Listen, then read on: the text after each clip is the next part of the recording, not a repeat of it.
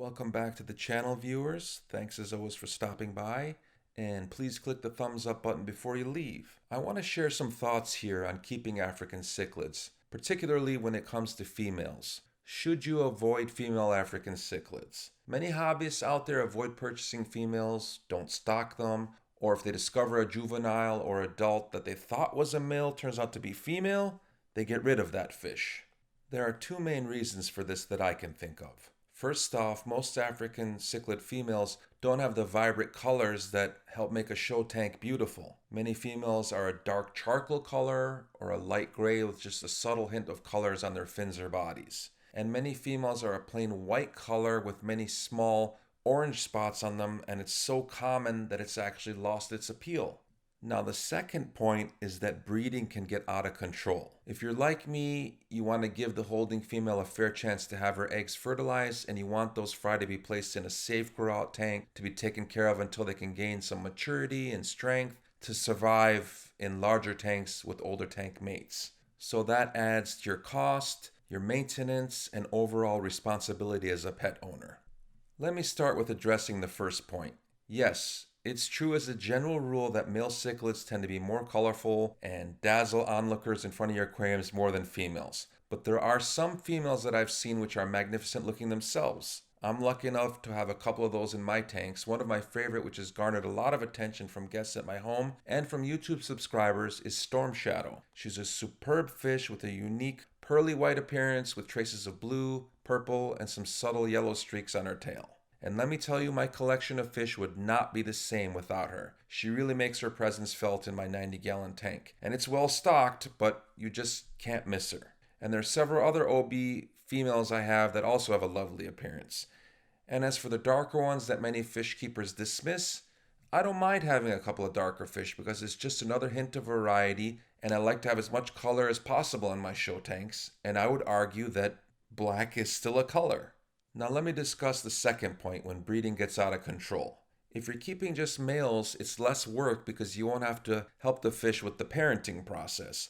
But if you're mixing male and female cichlids, make sure you understand that you must have a plan.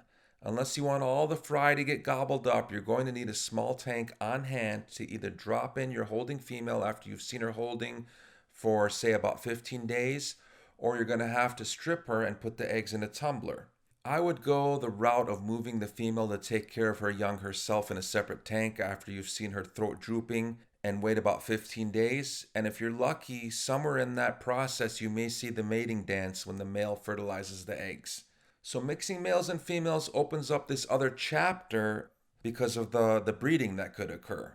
So is this more work? Yes. But watching your fish breed and raising freshly hatched fry of your own can be quite rewarding, as I have learned in the past 2 years. Again, more work, more dedication, but it depends what you want and what you're interested in. So I can't give a definite conclusion to this fairly broad question because it really depends on what avenues of the aquarium hobby you wish to pursue.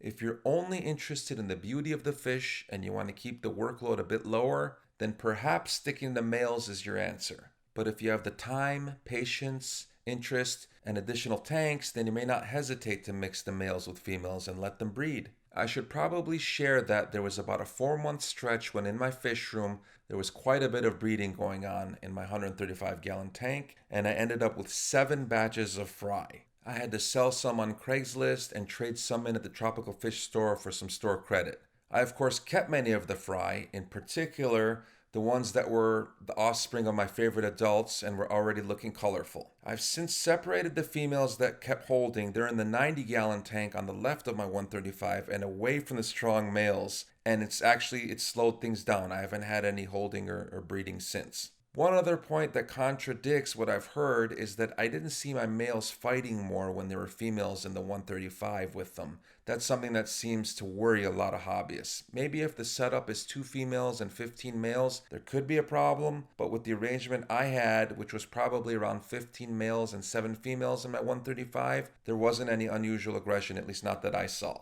So in conclusion, I don't like to control other people's destiny. I prefer to kind of weigh both sides of these issues and let you decide for yourself. The most important thing is just give it some thought and know what you want.